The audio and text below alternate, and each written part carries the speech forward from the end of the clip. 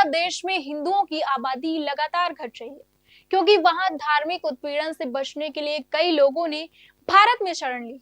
ये बयान गृह मंत्री अमित शाह ने नई दिल्ली में आयोजित सही सृष्टि सम्मान समारोह में नरेंद्र मोहन स्मृति व्याख्यान को संबोधित करते हुए दिया है।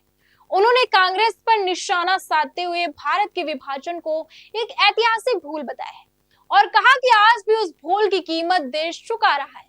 नमस्कार, मैं शुभ शुक्ला और आप देख रहे हैं नेशन नाउ समाचार। केंद्रीय गृह मंत्री अमित शाह ने शुक्रवार को देश की बदलती जनसांख्यिकी को लेकर बड़ा बयान देते हुए कहा कि घुसपैठियों के कारण भारत का धार्मिक जनसंख्या में असंतुलन बढ़ रहा है, जो न केवल देश की संस्कृति बल्कि लोकतांत्रिक व्यवस्था के लिए भी गंभीर खतरा है।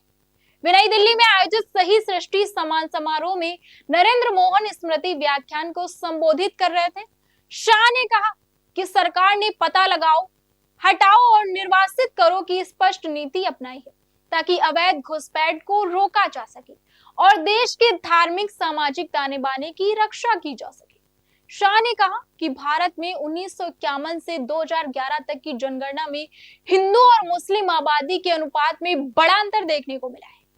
1951 में हिंदुओं की आबादी 84% और मुसलमानों की 9.8% थी। 1971 में हिंदू 82% और मुसलमान 11%। 1991 में हिंदू 81% और मुसलमान 12.12%। 2011 में हिंदू 89% और मुसलमान 14.2%। शाह ने कहा, मैं केवल दो धर्मों की बात कर रहा हूँ, क्योंकि यह विशुद्ध रूप से घुसपैठ का मामला है, न कि प्रजनन दर का। उन्होंने बताया कि मुस्लिम आबादी में 24.6% की वृद्धि हुई है, जबकि हिंदू आबादी में 4.5% की गिरावट दर्ज की गई है। गृह मंत्री ने स्पष्ट रूप से कहा कि यह बदलाव प्राकृतिक नहीं बल्कि सुनियोजित घुसपैठ का मामला है।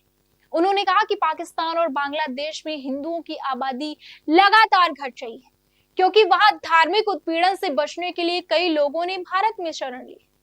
जब तक हर भारतीय घुसपैठ, जनसंख्या असंतुलन और सीमा सुरक्षा जैसे 3 महत्वपूर्ण मुद्दों को नहीं समझेगा, तब तक हम देश, इसकी भाषाओं, संस्कृति और स्वतंत्रता की रक्षा नहीं कर पाएंगे। शाह ने कहा, वोट बैंक की राजनीति में समस्या को लेकर और बढ़ावा दिया है।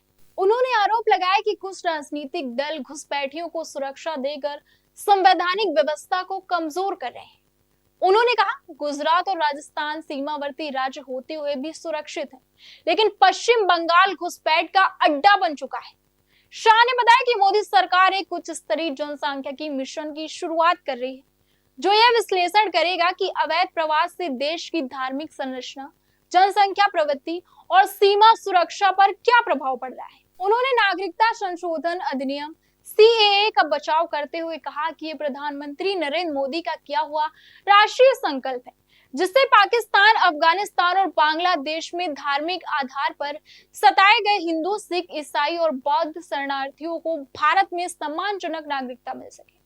शाह ने विपक्ष पर सीएए को लेकर झूठ फैलाने का आरोप लगाया और कहा कि अगर मतदाता सूची में घुसपैठियों का नाम शामिल हो जाता है तो यह राजनीतिक प्रक्रिया को कलंकित करता है और संविधान की आत्मा को दूषित करता है। उन्होंने कहा, जो लोग घुसपैठियों का संरक्षण कर रहे हैं वे संविधान की भावना के साथ धोखा कर रहे हैं।